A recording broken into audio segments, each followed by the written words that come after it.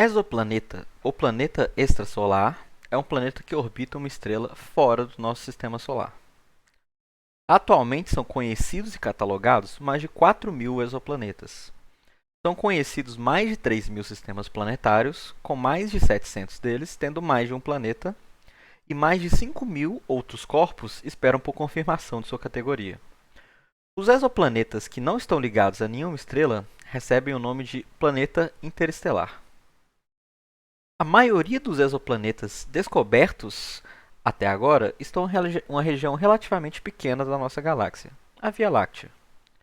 Desde 1990, época em que foram observados os primeiros exoplanetas, vários métodos foram encontrados para o descobrimento deles, e em 2019 a quantidade de exoplanetas ultrapassou 4.000. As suas composições variam de muito rochosas a muito ricas em gás, sendo feito de elementos semelhantes aos dos planetas do nosso sistema solar. Para a determinação do tipo do exoplaneta, a massa e o tamanho são extremamente importantes. Um exemplo disso é os planetas que possuem o tamanho entre 1,5 e 2 vezes o tamanho da Terra. Por causa dessa característica, eles são considerados raros e denominados de lacuna de Fulton. Na classificação mais ampla, eles estão entre as superterras. Uma explicação para isso é que planetas que alcançam essa faixa atraem com mais facilidade grandes camadas de hidrogênio e hélio, se transformando em um planeta gasoso. Já os planetas que não a alcançam não conseguem conter essa atmosfera e, com isso, continua sendo planeta rochoso. Aqui a gente tem representado o sistema planetário TRAPPIST-1. Esse é o primeiro sistema planetário conhecido de 7 planetas do tamanho da Terra em torno de uma única estrela, estando 3 desses planetas localizados na zona habitável, que é ao redor da estrela-mãe, onde um planeta rochoso tem maior probabilidade de ter água líquida. Os exoplanetas são divididos nas seguintes categorias: gigantes gasosos, que são planetas do tamanho ou maiores que Saturno ou Júpiter, compostos principalmente de hélio e ou hidrogênio, não têm superfícies duras e sim gases girando acima de seu núcleo. Entre esse tipo, temos uma categoria conhecida como Júpiter quente. Eles são gigantes gasosos orbitando tão próximo da sua estrela que suas temperaturas chegam a milhares de graus. A maioria dos Júpiteres quentes conhecidos tem mais de 1 bilhão de anos. O exoplaneta HIP 67522b, descoberto em junho de 2020, é considerado o Júpiter quente mais jovem já encontrado, e leva cerca de 7 dias para orbitar sua estrela, que tem uma massa semelhante à do Sol.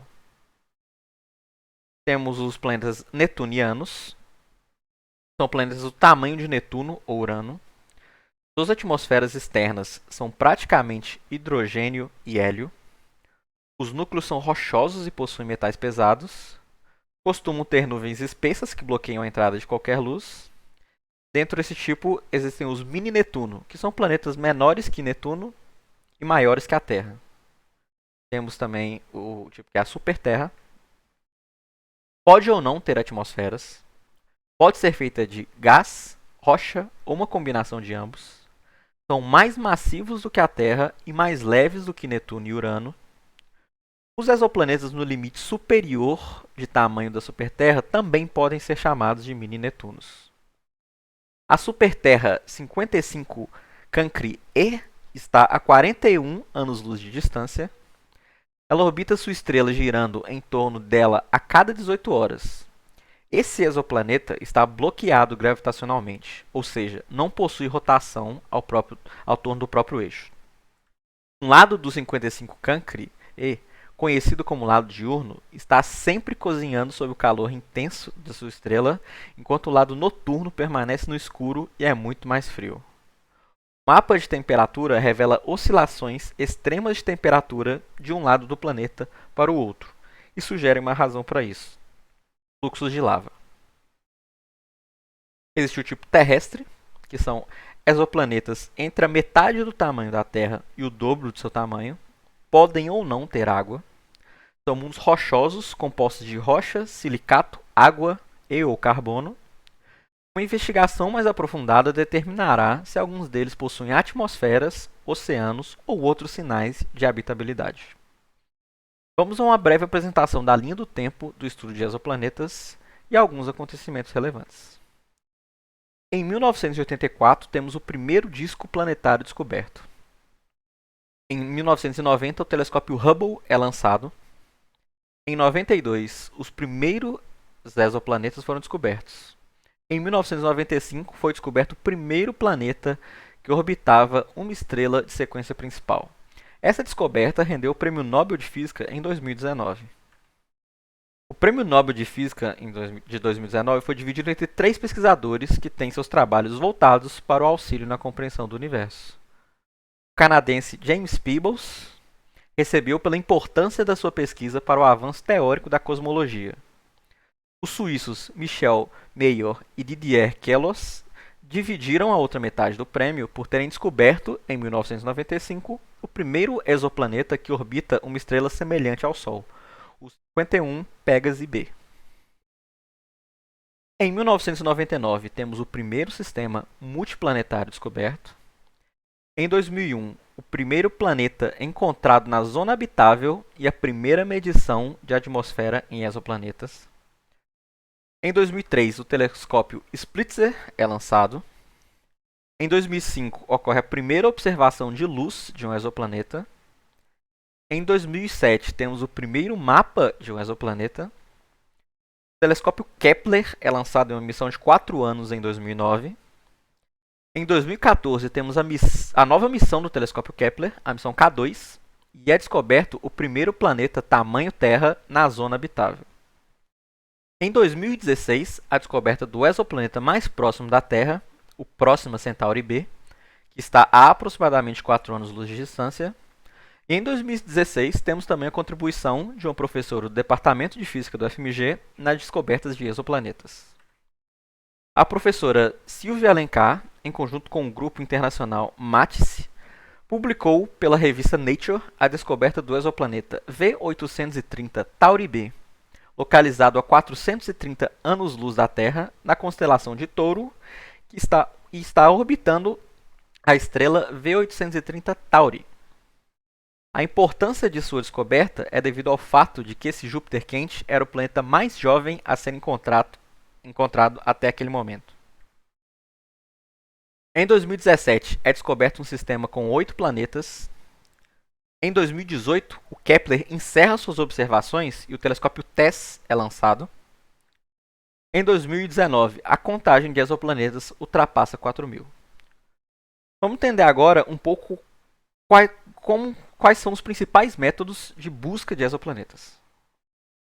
Por fotometria, o método funciona como uma espécie de observação de um eclipse. Quando um exoplaneta passa entre a estrela que ele orbita e a Terra, observa-se uma diminuição no brilho da estrela. A partir dessa diminuição, pode-se aferir a existência de um exoplaneta. Segundo a NASA, 76,2% dos exoplanetas foram descobertos por essa técnica. Temos o método por efeito Doppler. Ele se baseia na observação do movimento da estrela, estudado a partir do conceito do efeito Doppler. A partir da observação das variações de posição nas linhas do espectro da estrela, é encontrada uma velocidade correspondente ao movimento da estrela ao redor do centro de gravidade do sistema e do sistema no espaço. Segundo a NASA, 19% dos exoplanetas foram descobertos por essa técnica. Podemos usar microlente gravitacional, onde a luz de uma estrela distante é curvada e focalizada pela gravidade à medida que um planeta passa entre a estrela e a Terra. Devido ao movimento da Terra e dos corpos celestes em geral, uma dada configuração de microlente gravitacional só acontece uma vez. Segundo a NASA, 2,4% dos exoplanetas foram detectados por essa técnica. E temos a astrometria. Quando os exoplanetas são grandes o bastante, eles podem provocar um deslocamento da estrela ao redor do centro de gravidade do sistema. Esse método envolve a medição do movimento próprio da estrela, causado por seus planetas. Contudo, na maioria das vezes, essas variações são muito pequenas, gerando grandes dificuldades para detectar um exoplaneta. Segundo a NASA, somente 0,02% dos exoplanetas foram descobertos por essa técnica. mas muitos sistemas de estrelas foram descobertos assim. Vamos apresentar agora um vídeo com a demonstração do mapa celeste, com a posição dos exoplanetas, assim como a quantidade encontrada a cada ano até 2019.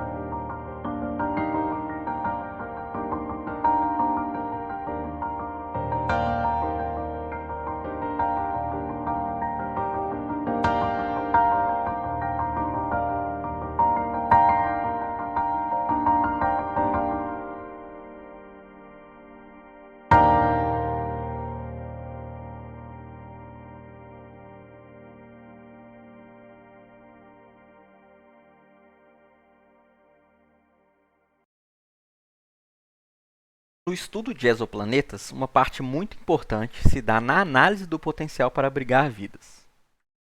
Para definir isso, nos baseamos sobre o que conhecemos as condições para ter vida, as condições da Terra.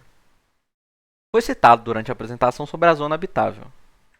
A definição de zona habitável é a distância da estrela na qual água líquida pode existir na superfície do planeta em órbita. Zonas habitáveis também são conhecidas como zonas caixinhos dourados, onde as condições podem ser ideais, nem muito quentes, nem muito frias, para a vida.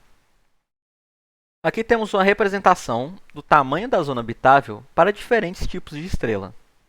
As tipo M, também conhecidas como anãs vermelhas, o K, as anãs laranja, tipo G, as anãs amarelas, como o Sol.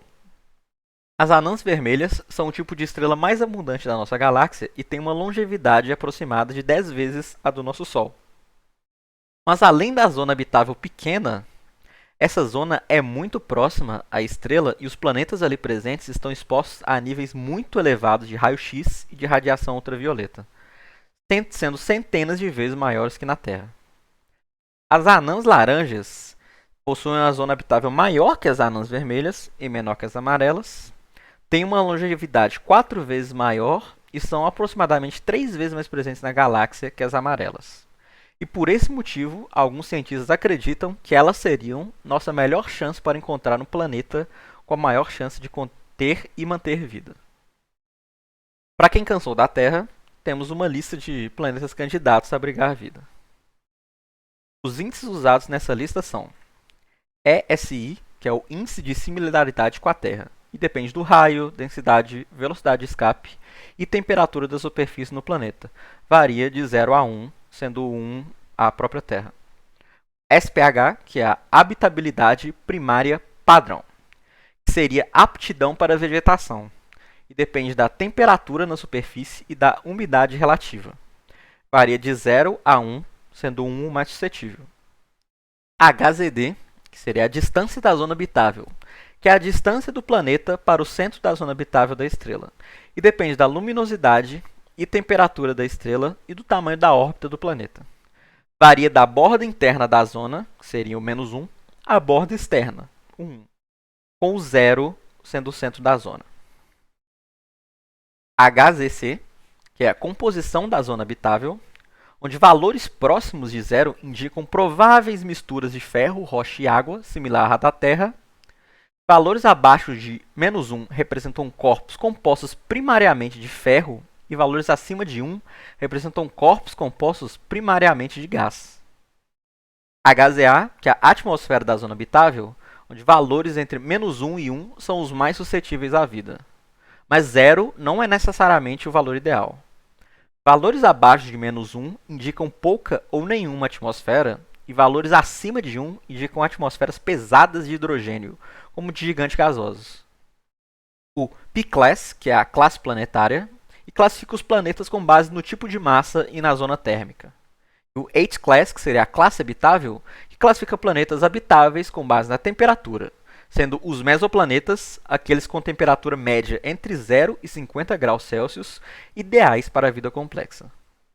Além da distância para a Terra, em anos-luz, e da confirmação da existência e das informações do planeta. Muito obrigado a todos pela atenção.